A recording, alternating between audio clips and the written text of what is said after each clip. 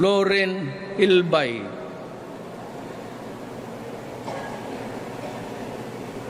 Solicitor General.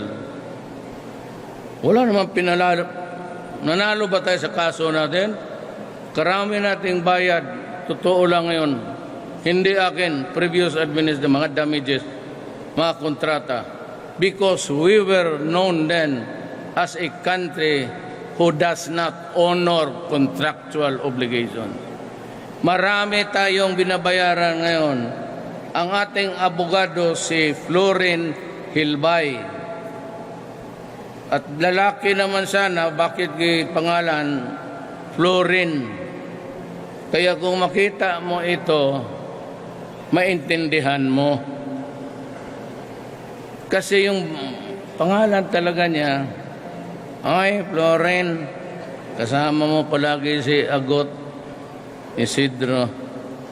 Kayo na ba? Bayot itong buang na to. May ilagay mo, anong silbi nitong gagong to?